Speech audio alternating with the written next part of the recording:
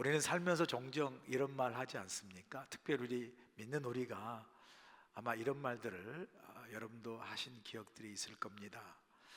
마음은 있는데 아직 때가 아니어서, 알지만 아직 상황이 안 되어서, 해야 하는 건 아는데 조금 더 지나면 점점점.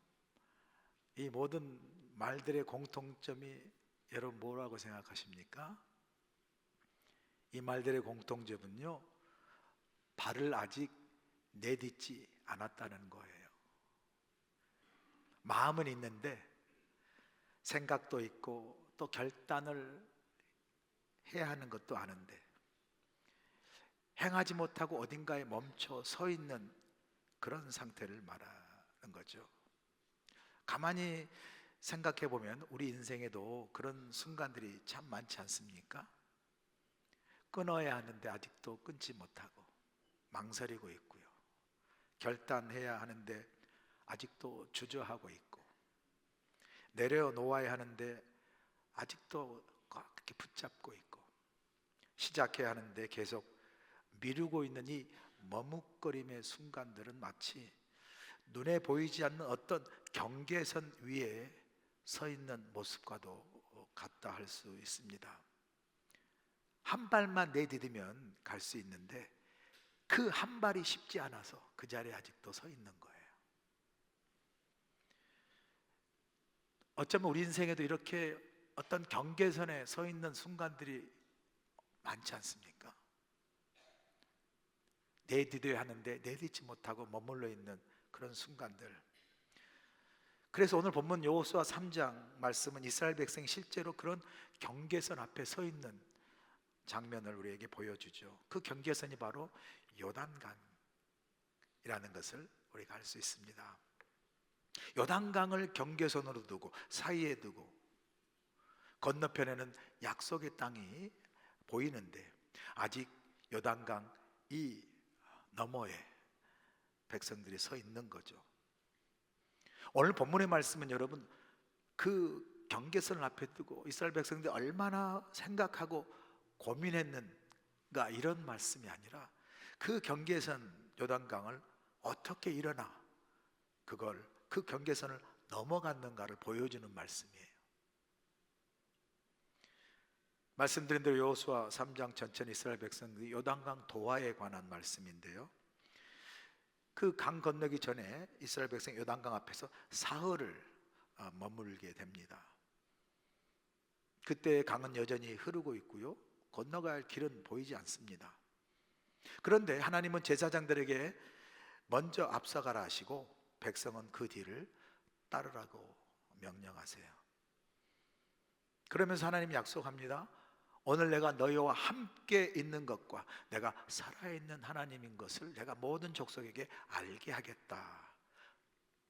그렇게 약속하신 실제적인 장면이 오늘 본문 14절부터 17절에 일어나는 말씀의 본문입니다. 14절을 보시면 이렇게 시작하지 않습니까? 백성이 요단을 건너려고 자기들의 장막을 떠날 때에 제사장들은 언약궤를 메고 백성 앞서 나아가니라. 이제 이스라엘 백성이 드디어 요단강을 건너기 시작을 하죠. 제사장들이 먼저 백성 앞에서 출발하는 걸 보게 됩니다. 그리고 15절 요단강 도하에 그때가 어떤 때고 그 때의 요단강의 상태가 어떤가를 보여주죠. 보면 12절 보니까 요단이 곡식 거두는 시기에는 항상 언덕에 넘치더라 그래요. 요단강을 도와했던 때가 언제죠? 곡식 거두는 시기. 이 곡식은 밀과 보리를 이야기하는 거고요, 이 밀과 보리를 수확하는 지금으로 말하면 4월과 5월의 봄 때를 말하는 거죠. 근데 그때는 이 이스라엘 가시면 갈릴리 북쪽에 헬몬산이라고 만년설이 그 꼭대기에 보여요. 그 헬몬산에서 봄에 내리는 그 물 때문에 요단 강물이 아주 범람하는, 홍수처럼 범람하는 그런 때라고 말을 합니다. 자, 그러면 상식적으로 이렇게 광물이 막 홍수처럼 범람할 때는 강을 건널 때가 아니죠. 뭐 하나님이 좀 고려하신다면 이스라엘 백성들이 하여금 강이 얕아질 때까지, 수위가 좀 낮아지고 얕아질 때까지 기다렸다가 건너가게 하실 수도 있고, 또 물이 이렇게 잦아든 뒤에 안전하게 이동하게 하실 수 있잖아요. 그런데 오늘 본문에 보니까 하나님은 그렇게 하지 않으시는 걸 봅니다. 오히려 하나님은 물이 가장 많을 때, 범람할 때, 그래서 사람이 보기에 아유 건널 수 없는 데인데, 상식적으로 지금은 아닌데요 라고 하는 이때에 오히려 하나님께서 건너라 라고 명령을 합니다. 그러면 우리가 묻게 되죠. 왜 하필이면 이런 때 건너라 하십니까? 그 질문 앞에 본문을 깊이 묵상해 보면요, 그렇게 하신 하나님의 의도, 그것이 우리가 본문 묵상을 통해서 깨닫게 됩니다. 한번 생각해 보세요. 만약 강이 아주 얕아가지고 모든 사람이 쉽게 건널 수 있는 그런 때라면 강을 건너면서 아마 이렇게 말하지 않겠습니까? 야, 운이 좋았어. 이렇게 때를 잘 맞춰야 돼. 이 정도는 우리 강을 건널 수 있지. 그러면 우리가 우리 입술에서 할 수 있는 말은 말씀드린 대로 다 이런 말이에요. 거기에 하나님이 없죠. 그런데 강이 넘치고 범람해서 상식적으로 건널 수 없을 때 만약에 건넜다면 결론은 딱 하나밖에 없어요. 뭐겠어요? 하나님이 하셨습니다. 이거밖에 없는 거예요. 그래서 그런지 하나님은 가끔 보시면 길이 쉬울 때가 아니라 길이 다 막혀 있을 때 우리를 부르실 때가 많아요. 길 좋고 잘 때는 그냥 우리 마음대로 하도록 둘 때가 많으신 것 같아. 근데 길이 막히고 사방이 막혔을 때, 그때 이리 와 라고 부르신 그런 경험들을 우리 자신이나 주위에 보지 않습니까? 뭐 우리 삶도 이렇게 요단을 건너가야 할 때가 많죠. 그런데 이 건너가야 할 강 앞에서 우리 많이 어떻게 이야기합니까? 이렇게 이야기들 많이 하잖아요. 형편이 좋아지면 시작하려고 합니다. 마음이 좀 더 정리되면 하려고 합니다. 상황이 나아지면 순종하려고 합니다. 그런데요, 우리가 이렇게 말하는 우리의 합리적인 이 이유에 맞게 인생이 그렇게 풀리지 않더라고요. 형편이 좋아지고 상황이 좋아지고 여건이 좋아지면 그때 하려고 한 그때가 잘 안 오더라고 보니까. 그때 또 가면 문제는 또 있고요, 상황은 여전히 복잡하고요, 여전히 해결할 그러한 문제들은 계속 일어나고 있는 거 보게 되지 않습니까? 그래서 이때가 되면 다 좋을 줄 아는데 이때도 여전히 풀리지 않고 길이 보이지 않고 확신은 여전히 부족한 그런 상황을 만날 때가 얼마나 많습니까? 그래서 우리는 자꾸 그럼에도 불구하고 이런 말 해요. 조금만 더 지나면 지금 때가 아닌 것 같아요. 그런데 그런 우리를 향해서 성경은 그렇게 말하지 않고요, 정반대로 말씀하세요. 여러분, 하나님은요, 확신이 생긴 후에 우리를 부르시는 분이 아니라 어쩌면 확신이 없어도, 아니 확신이 없을 때 우리를 부르시는 분이 하나님이세요. 확신이 없을 때 부르신단 말은 하나님이 그렇게 우리를 막 그냥 골탕 먹이려고, 확신도 안 보이고 상황도 아닌데 막 그렇게 불러서 억지로 우리를 힘들게 하고 어렵게 하시려고 하는 뜻이 아니라, 이 의미는 우리가 스스로 여전히 우리 생각과 판단을 붙들고 있을 때 하나님이 우리를 불러도 우리 응답 안 해요. 왜? 내 생각, 내 판단으로 꽉 잡고 있으니까. 그래서 어쩌면 그런 때는 하나님 붙들고 대신 나를 붙들고 내 생각, 판단을 붙들 때가 많기 때문에 그런 거 다 내려놓고 하나님은 어쩌면 그 모든 것보다 하나님만을 붙들 수밖에 없는 그때 그 순간을 기다리고 계시는 거예요. 우리를 너무나 잘 아시기 때문에. 잘 보세요. 여러분이 언제 하나님 의지합니까? 길이 보일 때 의지하실 것 같아요? 아니요, 길 안 보일 때 우리 하나님 찾습니다. 할 수 있을 것 같을 때 하나님 찾을 것 같아요? 아니에요, 할 수 있어. 내가 한다고 생각하고요, 나 잘난 줄 알죠. 그러나 할 수 없을 것 같을 때 우리 하나님 찾잖아요. 계산이 될 때 내 계산으로 다 하죠. 계산이 안 될 때 우리가 하나님을 찾게 됩니다. 그래서 아마 그러지 않겠어요? 하나님은 강이 마른 다음이 아니라, 그래서 어쩌면 강이 이렇게 넘쳐서 범람할 때, 그래서 어떻게 건너는단 말이야 라고 하는 이때 건너라 명령하고 계시는 것 아닐까. 병원에 가보시면 알잖아요. 건강할 때 기도 잘 안 해요. 하나님 잘 안 찾습니다. 우리 건강할 때. 언제 찾아요?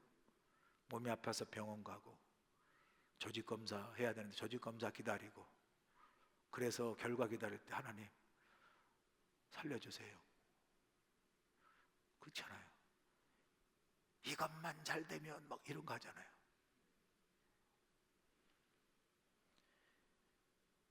몸이 아프고 검사 결과 기다리고 마음이 무너질 것 같을 때, 그때 하나님, 그때 우리는요 진짜 하나님 찾아요.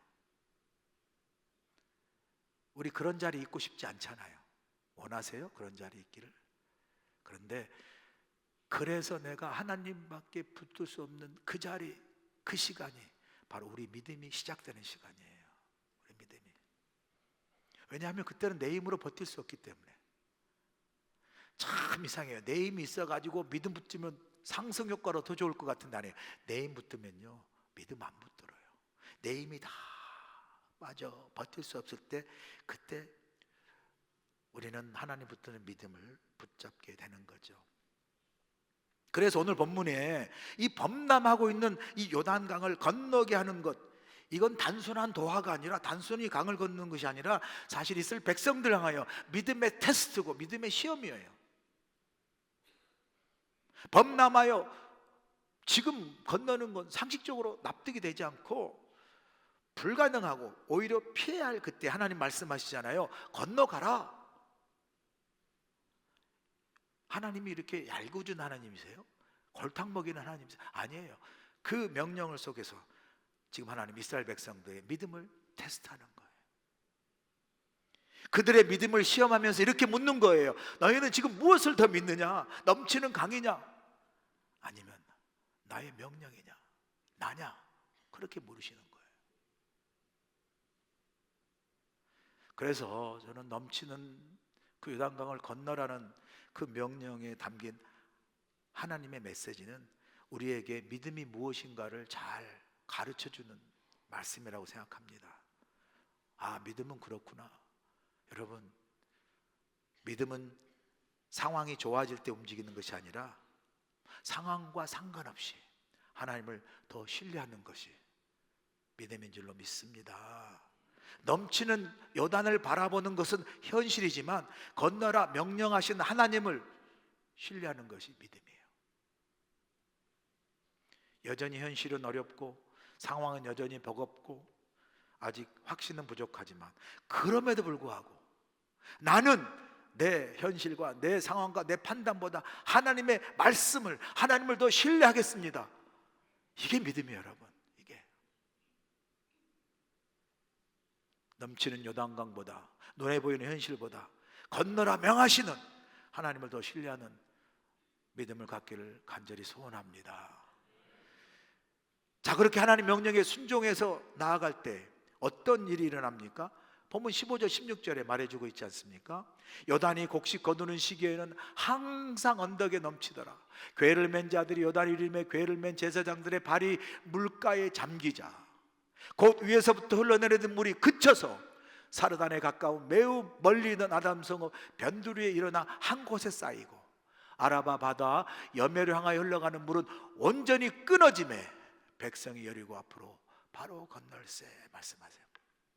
자, 여기 본문에 있는 중요한 핵심 포인트를 딱 뽑은다면 이런 거 아니겠어요? 제사장들의 발이 요단 물가에 잠기자 곧 위에서부터 흘러내리는 물이 그치고, 그리고 뭐라고 얘기합니까? 온전히 끊어짐에, 물이 온전히 끊어짐에 백성이 여리고 앞으로 바로 건널세. 자, 이 구절에서 우리는 이 일어난 현상의 순서를 잘 보실 필요가 있어요. 여기 보니까 물이 먼저 갈라지고 그 다음에 발을 디딘 것이 아니라 뭐라고 얘기합니까? 발이 먼저 물에 잠겼고 그리고 그 다음에 물이 멈추고 물이 그쳤다. 이건 단순히 야 놀라운 기적이다를 보여주는 것이 아니라 이건요 우리 믿음이 어떻게 시작되는지를 잘 보여주는 장면이에요. 우리 보통 이렇게 생각합니다. 길이 보이면 가겠습니다. 확실해지면 움직이겠습니다. 안전해지면 순종하겠습니다. 이렇게 말하죠. 맞아요. 틀린 거 아닙니다. 상식이고 합리적인 생각이죠. 그런데요, 하나님은 이렇게 말씀하지 않으시더라고요. 하나님은 길이 열리면 가라 말씀하지 않고 뭐라고 하면 가면 길이 열린다라고 말씀하세요. 이런 관점에서 우리가 믿음을 설명한다면, 믿음은 뭐 모든 것이 분명해진 다음에 움직이는 것이 아니라, 믿음은 이렇게 말하는 게 믿음이에요. 확실하지 않지만, 보이지 않지만, 아직 잘 모르겠지만 하나님이 나와 함께 하심을 나는 믿습니다. 이게 믿음이에요. 그 믿음으로 한 걸음 내딛는 것, 이게 믿음이에요.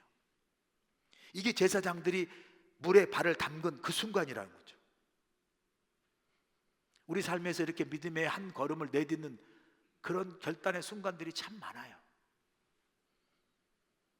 하나님은 내게 분명히 성령 가운데, 말씀 가운데 말씀하시는데, 내가 스스로 판단하고 생각해서 그 하나님의 너지하시고 말씀하신 건 아니에요, 지금 아니야, 내 스스로 어떻게 해요? 내 판단으로 그 부르심에 반응하지 않고 순종하지 않는 때가 얼마나 많습니까? 결심은 했는데 확신이 없어 막 망설이는 순간, 해야 돼?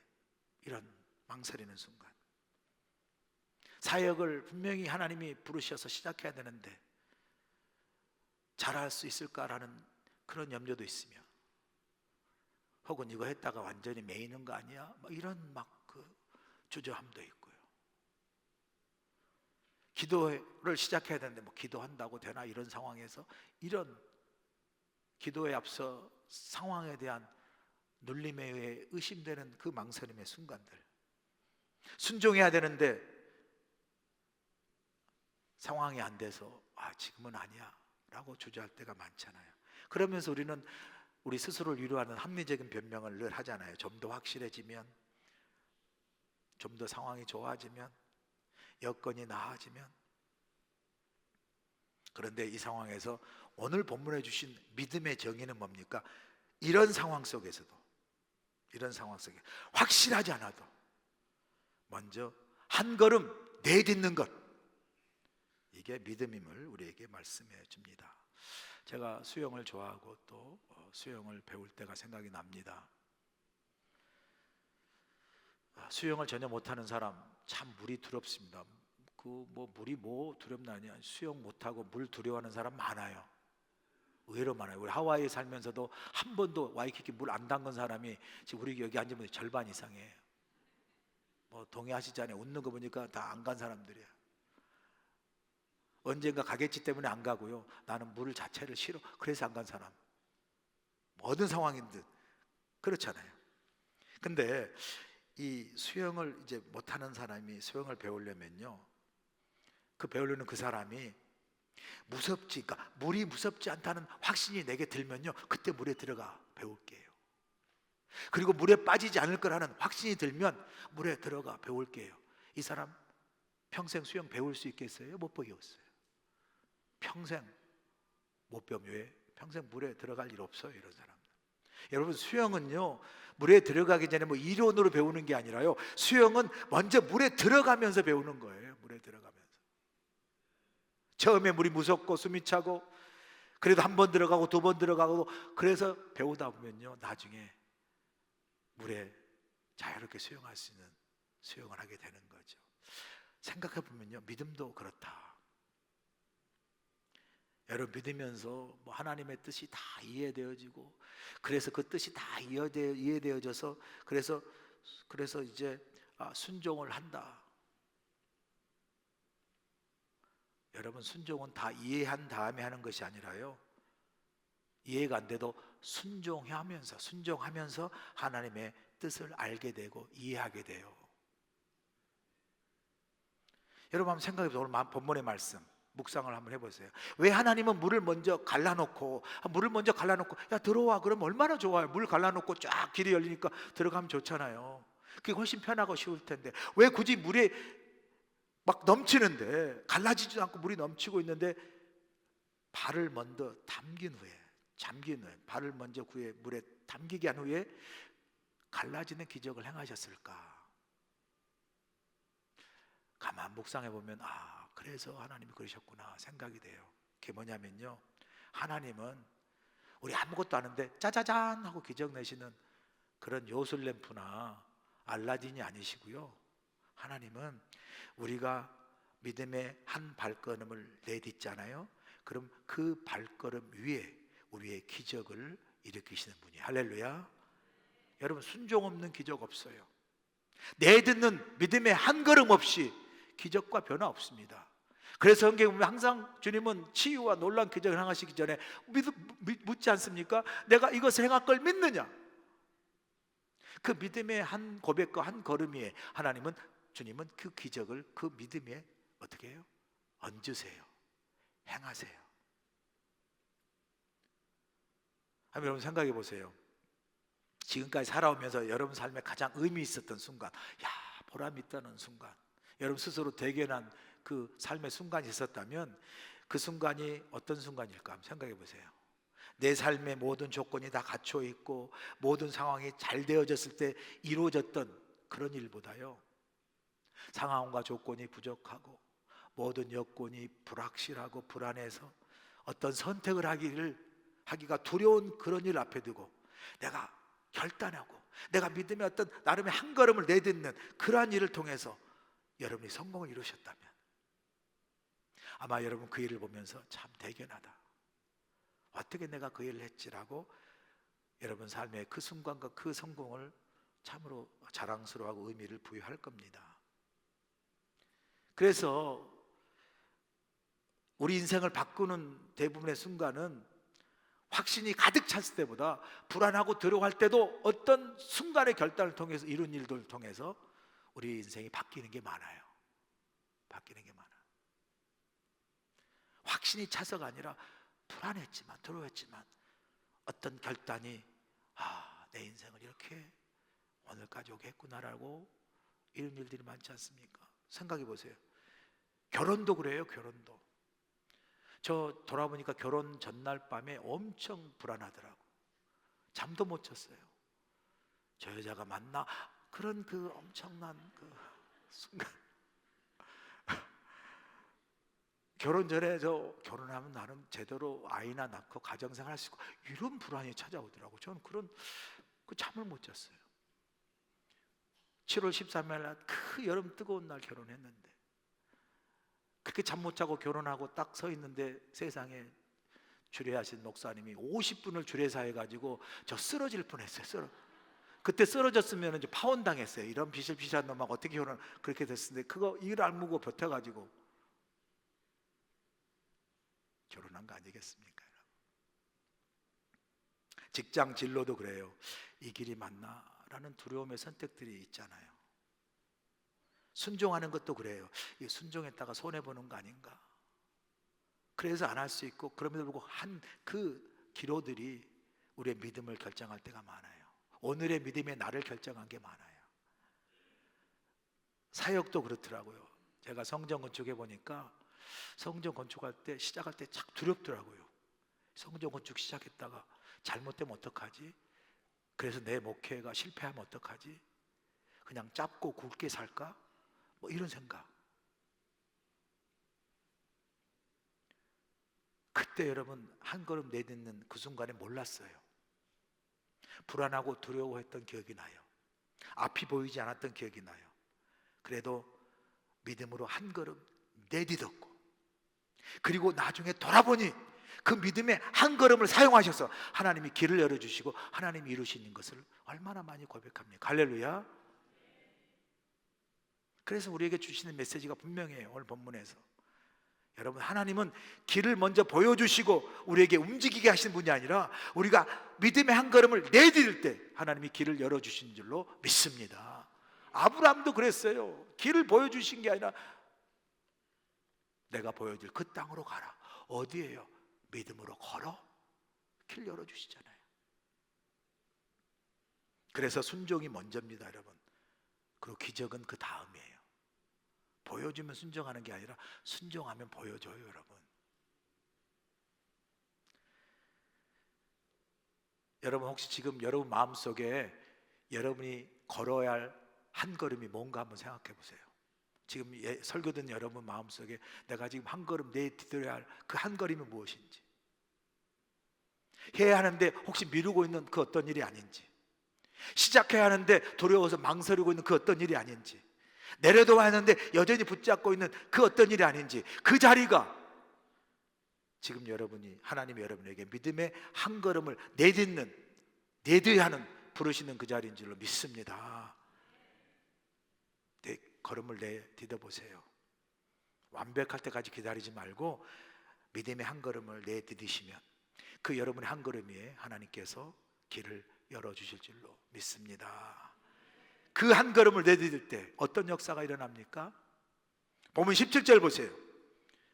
여호와 언약궤를 맨 제사장들은 요단 가운데 마른 땅에 굳게 섰고 그 모든 백성이 요단을 건너기를 마칠 때까지 모든 이스라엘은 그 마른 땅으로 건너갔더라.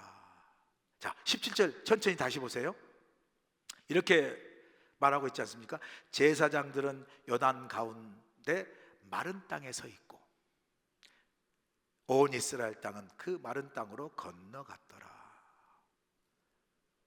굉장히 중요한 장면입니다. 잘 보세요. 백성들이 먼저 건너간 게 아니에요. 또 길이 완전히 열린 다음에 다 같이 건넌 것도 아닙니다. 어떻게 해요? 그 범람한 요단강에 제일 먼저 누가 들어가요? 제사장들이 들어가고, 들어가면서 길이 열리며 그 길 열린 가장 요단 한가운데 자리에 누가 서 있어요? 제사장이 서 있습니다. 왜 하필이면 제사장일까? 그리고 여기서 한 가지 놓치지 말아야 될 것은 제사장이 먼저 들어가서 그 강 한가운데 서 있으면서 뭘 메고 있었어요? 언약궤를 메고 있어요. 언약궤를. 여러분, 언약궤가 뭡니까? 단순한 궤짝이 아니에요. 언약궤는 하나님이 함께 하신다는, 하나님이 함께 하신다는 표시고요, 하나님이 그들 가운데 계신다는 증거고, 하나님의 임재를 상징하는 거룩한 증표가 언약궤입니다. 저는 이 장면이 상당히 중요한 의미가 있다고 생각해요. 제사장들이 그 요단강 물 한가운데 서 있다는 것, 그 말은 결국은 뭐예요? 하나님이 그 강 한가운데 서 있는 거예요. 왜? 그들이 언약궤를 메고 있으니까. 그 한가운데는 가장 깊은 물속이고요, 가장 위험한 자리, 그 자리에 가장 먼저 들어가 서 있는 분이 누구예요? 하나님이세요. 하나님이세요.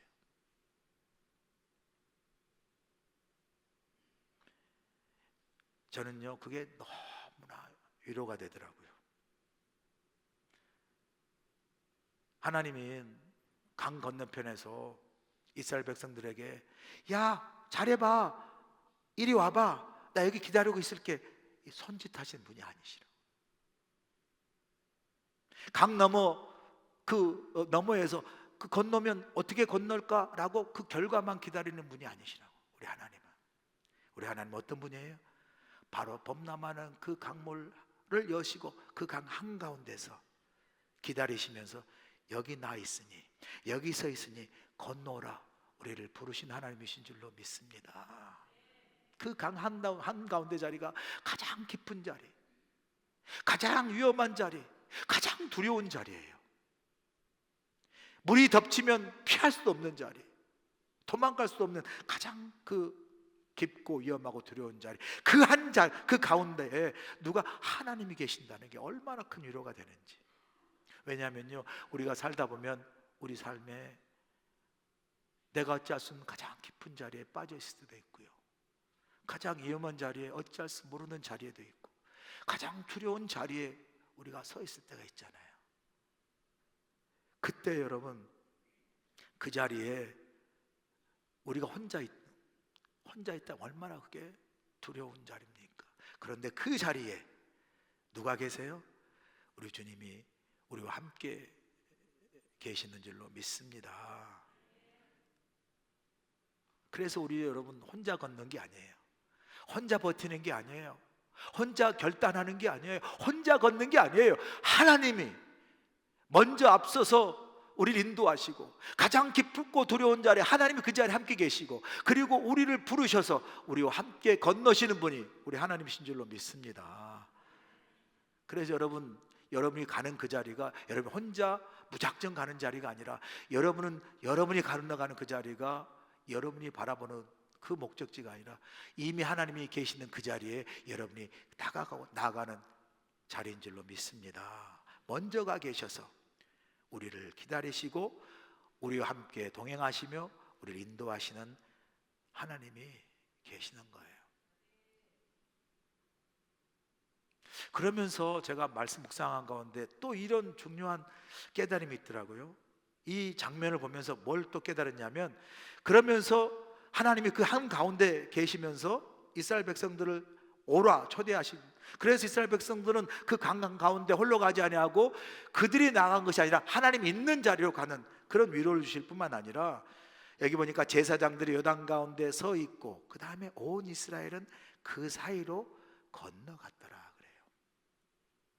이스라엘 백성들이 여러분 그 강을 마른 땅처럼 건너갈 그 동안에 누가요?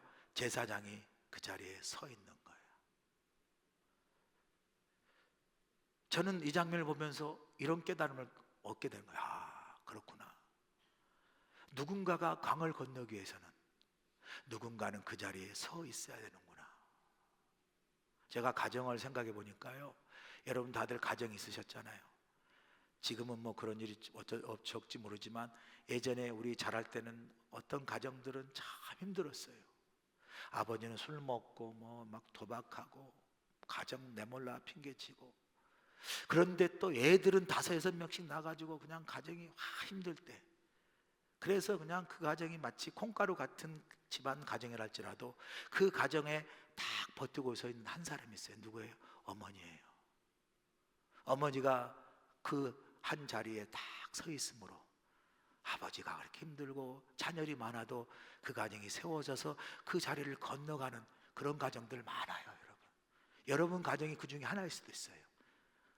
그 힘들고 어려운 온 가정이 건너갈 때 그 누군가 서 있는 그 엄마의 한 자리, 그 서 있음이 온 가족을 건너가게 하잖아요.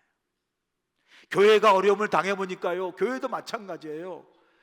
어려움을 당해서 교회가 흩어질 때도 그 교회를 붙들고, 누군가 교회를 붙들고 사랑하는 마음으로 헌신한 마음 끝까지 버텨주고 서 있는 그 한 사람, 그 자리가요, 온 교회가 다 어려움을 지나가게 하는 귀한 통로가 되고 축복이 되고 은혜가 되는 역사를 경험해요. 그 버티고 있는 한 자리에 서 있는 그분이 장로님이셨고 권사님이셨고 집사님이셨고 여러분 한 사람 한 사람인 줄로 믿습니다. 그래서 우리가 다 같이 건너올 수 있었던 거예요. 제가 제 자신을 봐도요, 제가 목회의 자리 여기까지 온 것도요, 우리 부모님, 우리 어머님 다 그 자리에 서서 나를 위해서 기도하고, 여러분이 오늘 이 은혜의 자리, 믿음의 자리에 있는 이것도요, 여러분 부모의 기도일 수 있고, 여러분이 이 자리에 있도록 누군가 여러분을 기다려주고 버텨주고 함께 지나갈 수 있도록 그 자리에 서 있는 그 사람을 통해서 여러분이 이 자리에 있는 줄로 믿습니다. 그래서 우리에게 물어요. 내가 오늘 여기에 있는 것, 여러분이 오늘 내가 여기 있는 게 누구 한 사람에 서 있는 그 자리 때문이라면, 나를 위해 기다려주고 버텨주고 함께 잡아준 그 자리였다면 이제 우리가 그 차례예요.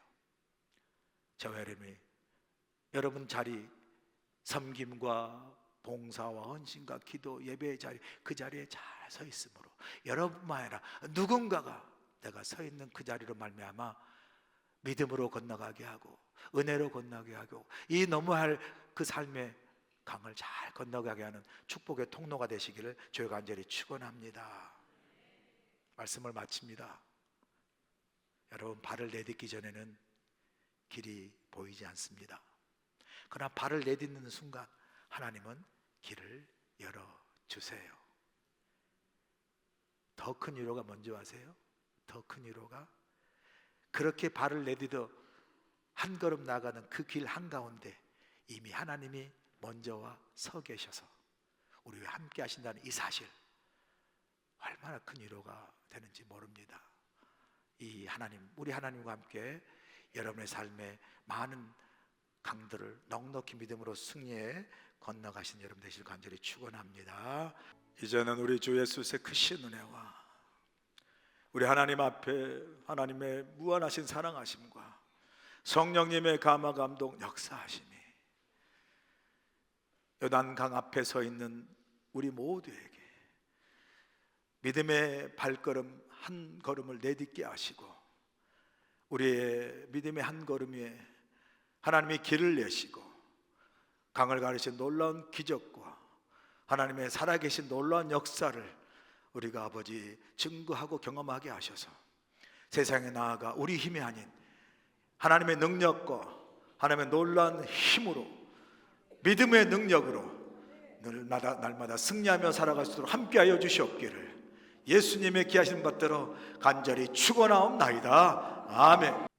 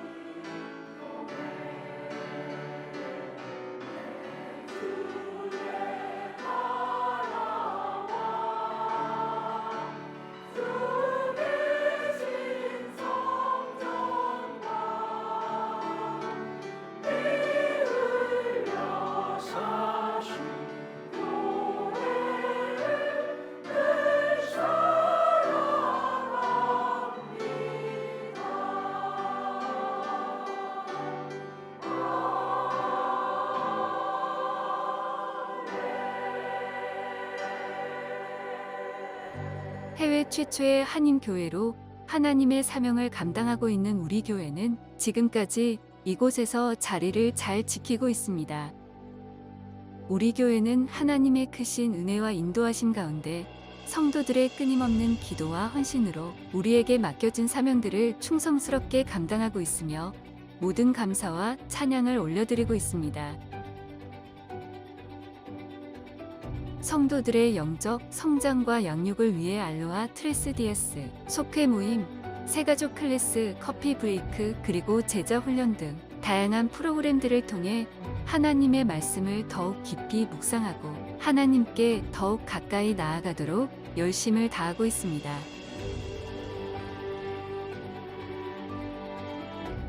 특별히 이번 2025년에는 100여 명의 새로운 임직자를 세우는 귀한 역사가 있었습니다. 이는 마치 122년 전 하나님께서 하와이 땅에 첫 100여 명의 이민자를 심으시어 우리 교회의 역사를 시작하게 하셨던 그 축복과 섭리를 다시 한번 우리에게 보여주시는 듯한 감격스러운 순간이었습니다. 은혜로운 예배를 위해 온 성도들이 한마음, 한뜻으로 예배를 드리고 있으며 특별히 1부, 2부, 3부 찬양대와 부 열린 예배를 위해 찬양팀이 온 마음과 정성을 다해 하나님을 찬양하고 있습니다. 믿지 않는 어린아이와 부모들을 위한 페페아이나 그리고 아이들의 신앙 성장을 돕는 어와나 주일학교와 중고등부, 한어대학 청년부가 함께 예배하는 차세대 프로그램이 활발하게 운영되고 있으며 다양한 프로그램으로 한 영혼이라도 하나님께 더 인도하기 위해 노력하고 있습니다. 경제는 어렵고 힘들지만 온 땅에 복음을 전하기 위한 해외 선교의 열정으로 아프리카 케냐 마사이족 선교대회와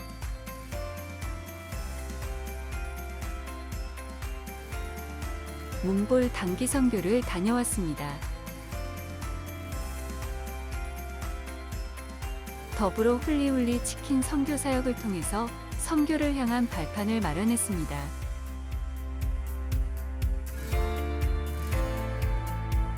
다가올 10년으로 미래의 100년을 준비한다는 캐치프레이즈로 부흥 2030 비전을 선포하고 미래를 준비하는 마음으로 온 성도가 복음으로 변화되어 하와이 땅과 열방에 복음을 전하기 위해 선교적 교회로서의 사명을 다할 것입니다.